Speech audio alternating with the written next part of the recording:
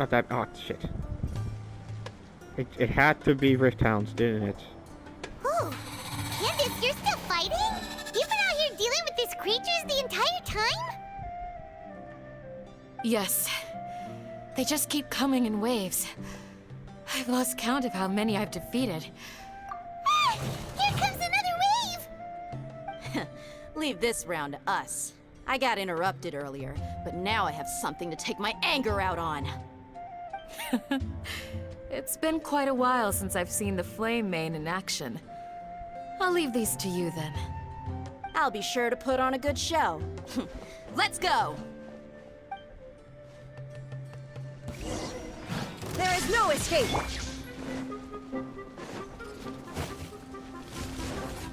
Swirl, Mark 2, Animo Test 6308.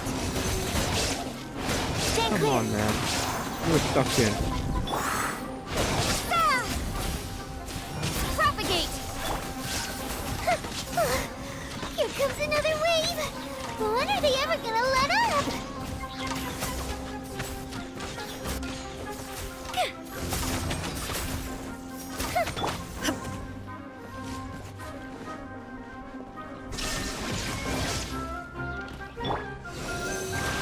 Animo Test 6308.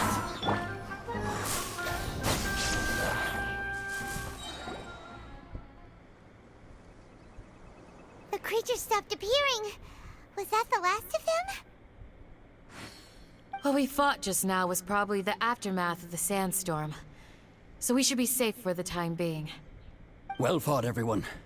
No injuries, I hope. Huh? Who are you?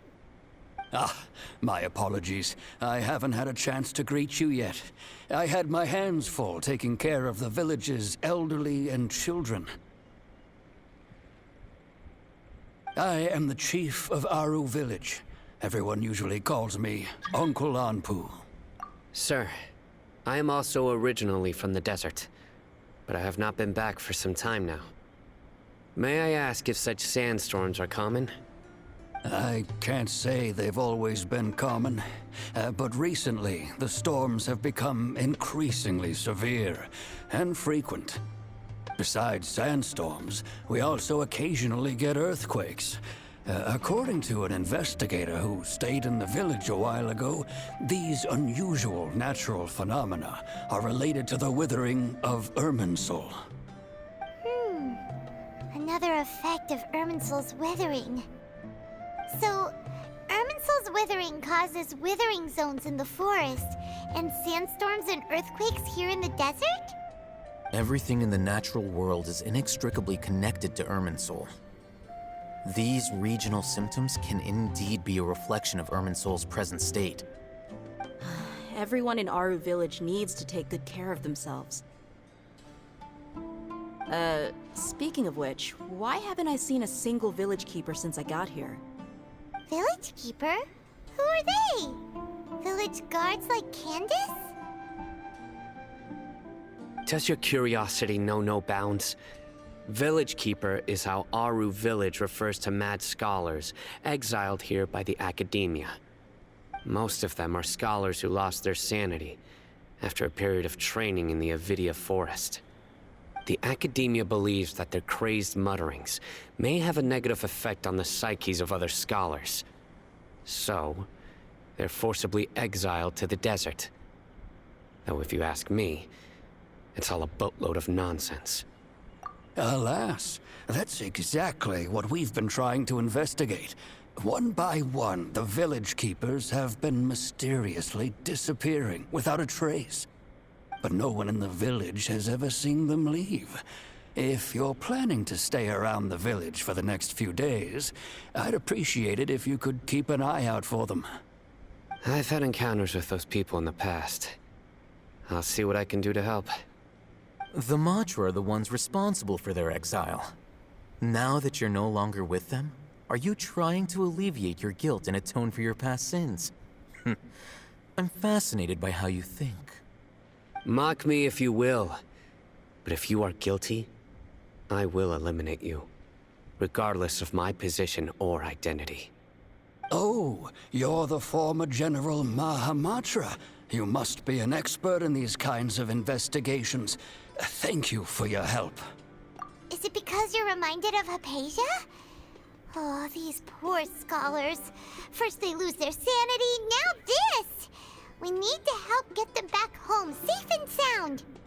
But, is it really a good idea to tag along with Sino? You seem like you really don't trust him.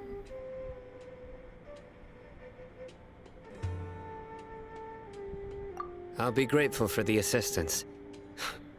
No doubt you will do a better job than some of my former subordinates. Let's start by finding a spot to share what we know so far.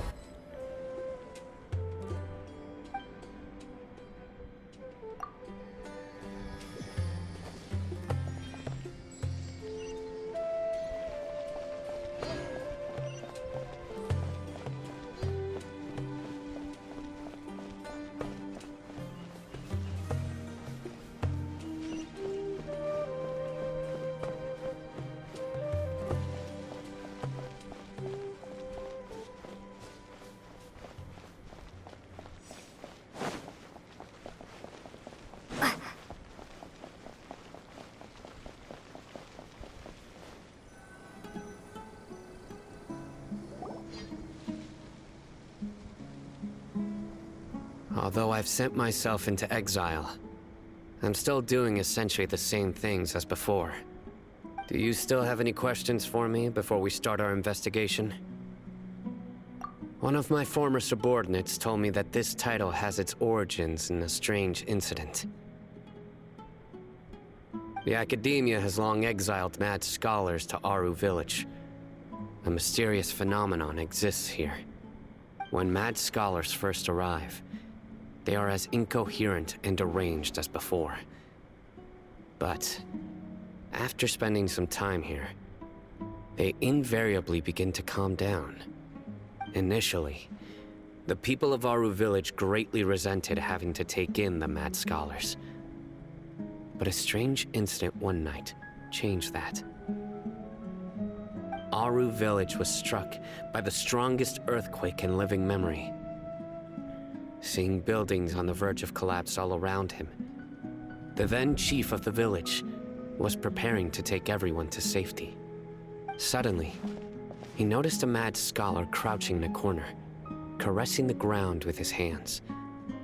A soft, green light radiated from him, like a divine glow against the backdrop of night.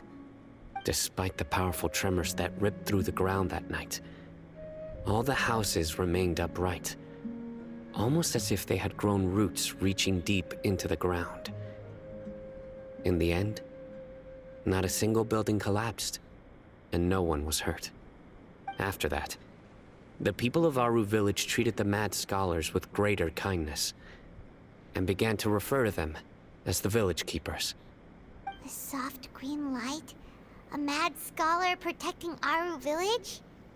Paimon thinks so too. Actually, Sino, do you know if any of the mad scholars continued to wear their Akasha terminals at Aru Village? In theory, they would continue wearing them so the Academia could still monitor their activities.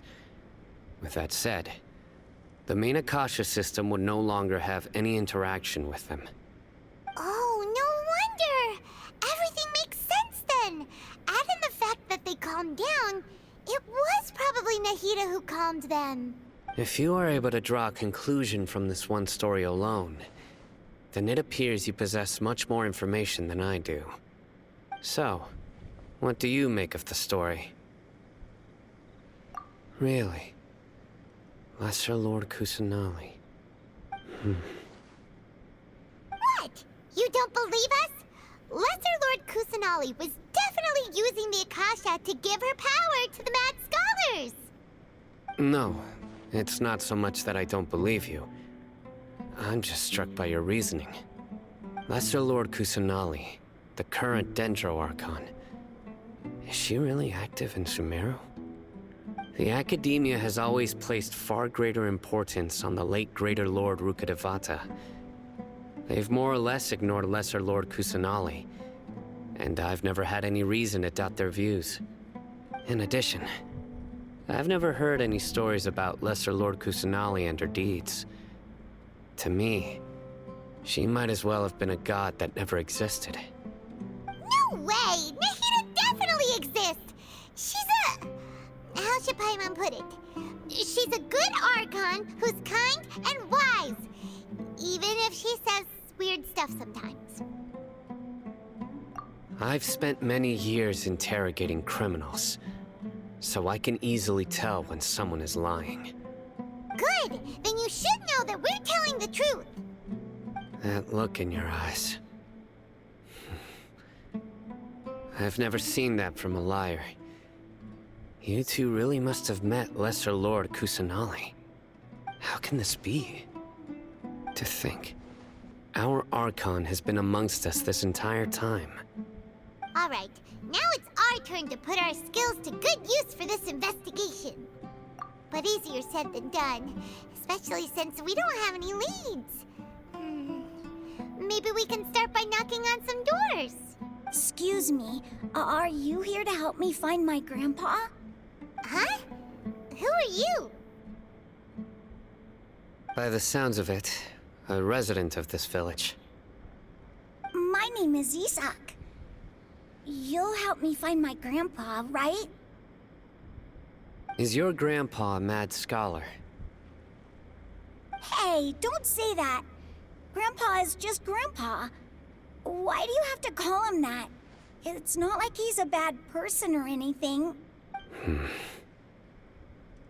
The person you're referring to is not a local, yet you are. Why do you call him Grandpa? Grandpa is just Grandpa. He's my family. See, like this. This is all fluff. This is really unnecessary. God.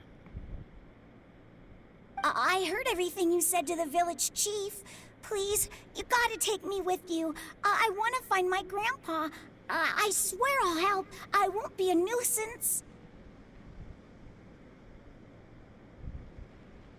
Ah, so you're the one who was eavesdropping on us around the village chief's house.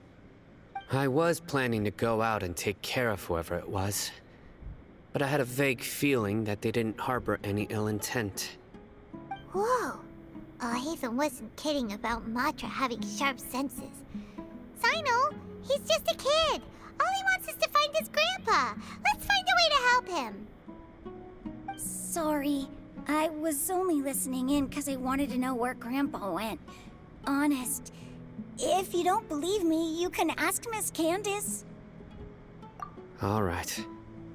But first, let's confirm the facts with Candace.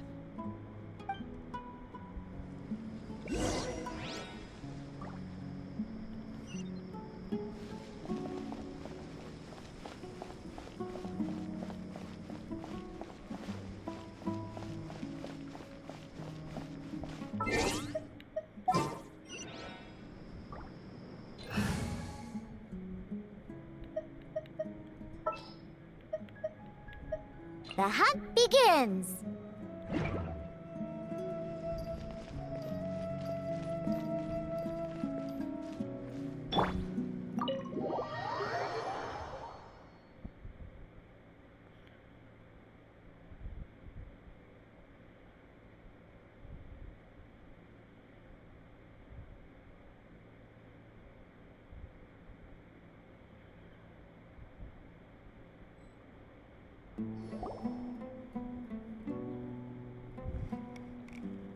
Sino is super vigilant.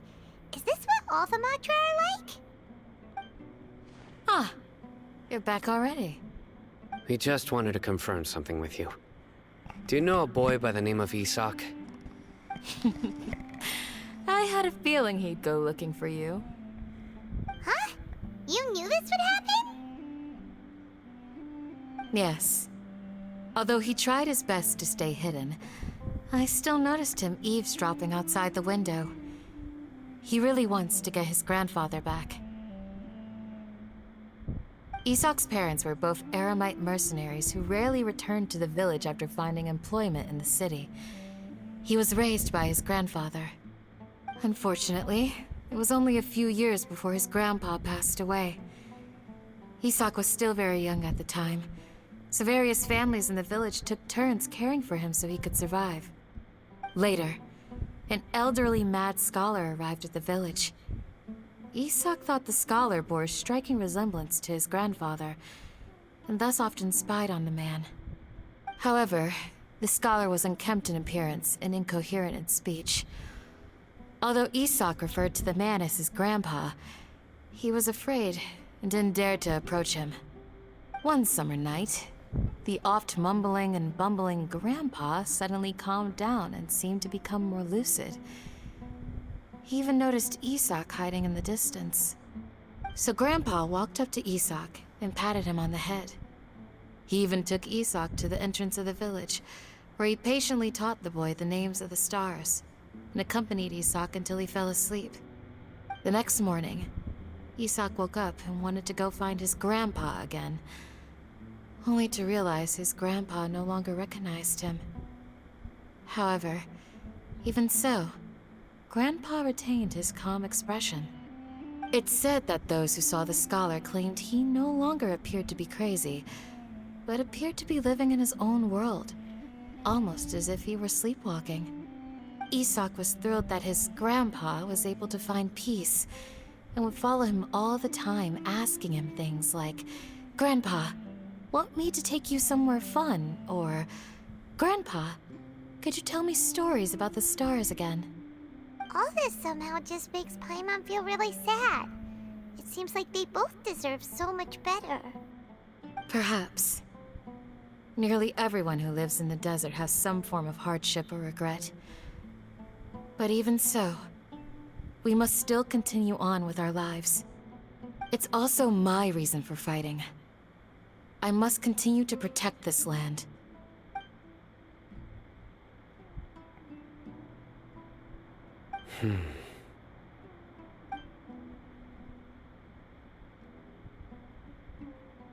Maybe the people have always had a considerate god watching over them. Huh? What did you say, Sino? No, nothing. As long as Esau keeps his word and doesn't get in our way, we can take him along. Perhaps you are more compassionate than I gave you credit for. Please accept my thanks on Isak's behalf, Sino.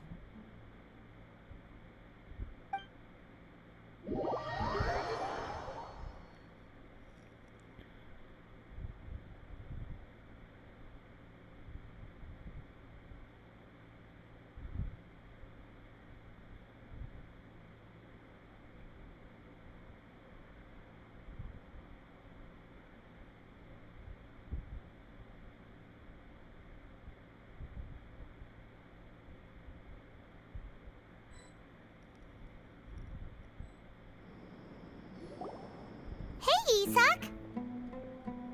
Oh, it's you guys! We've cleared everything up. Let's go find your grandpa. Really?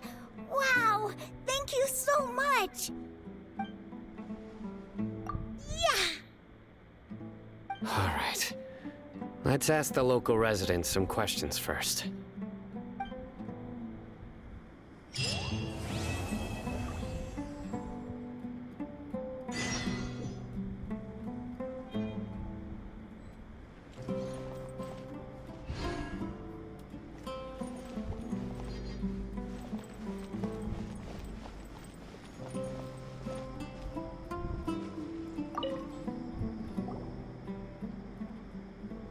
Excuse me, did you happen to see where the missing scholars went? You mean the village keepers? Oh, let me think. When I was eating dinner the other day, I saw one of them by the side of the road, muttering away and eating mushrooms and tree roots. They shouldn't go around eating that kind of stuff. Okay. Did you notice anything else? Anything else? No, I think that's all I have to tell you. Sorry.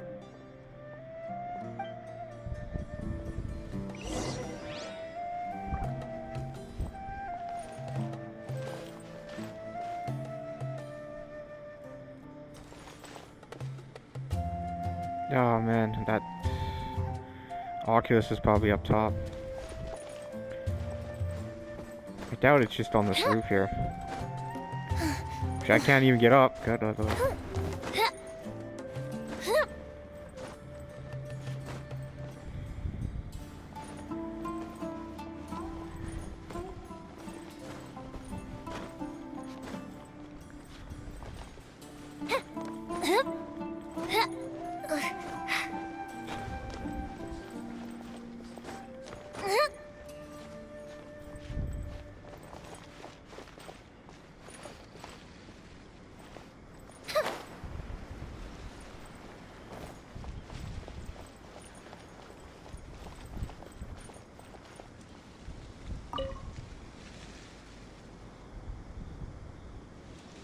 The scholars that have gone missing. Have you seen them? Those eyes. Those fierce eyes. You look like a real fighter. Don't change the subject. Right. You were asking about the mad scholars. I think it's been a few days since I last saw them. I usually go to bed pretty early, so I'm not too familiar with what goes on at night. But honestly, I feel quite sympathetic towards them. Even though they act a little strange, they've helped me in the past. If it weren't for them, my house would have collapsed long ago. Do you also think Grandpa and the others are good people? Grandpa? Oh, hello there. It's little Isak. You mean that nice man who looks like your oh man, grandpa's this is getting long-lost boring. twin, right? For fuck's sake. He was actually the one who protected my house. I saw it with my own eyes. He happened to be staying near my house that day and was doing something with his hands on the ground. It still feels pretty surreal now that I think back on it. Did someone teach them how to do that? Well, whatever the case, I'll always be thankful to him and whoever taught him to look out for others. I'm pretty sure that if I ever went mad, I wouldn't be able to do anything like that. Gotcha. Thank you.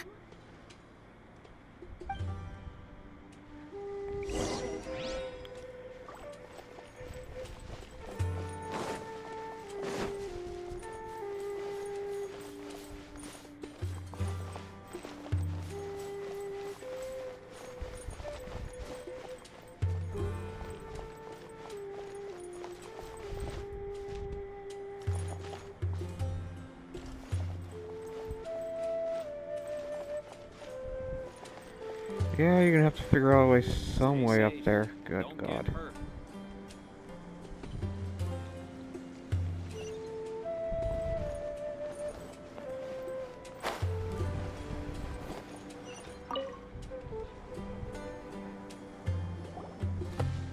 Sir, have you seen my grandpa recently? You know, the one who likes to sit and space out near the village entrance. Oh, well, if it isn't Isak. Oh, your grandpa, huh? It's been a while. The last time I saw him, he was spacing out by the road as usual. I went and asked him if he'd like any of the food I had prepared, despite my wife's protests. Like many people, she's really quite terrified of them. And speaking of my wife, she's still always complaining about how I don't make enough mora. That might explain why she's always mad at me. Oh, thank you. Thank you for taking care of him. It was nothing. You're looking for him, right? Did he go for a walk and get lost? Yeah. Ooh, that's no good. Well, once you found him, come by my place again and I'll cook a little something for the both of you. I've known you since you were very young, so as far as I'm concerned, you're family. Please feel free to come by anytime. Wow, what a nice guy! Okay. Thank you, sir. Huh? Don't say anything for now. Isak, stay here. Let's head over there. Stay quiet as you move.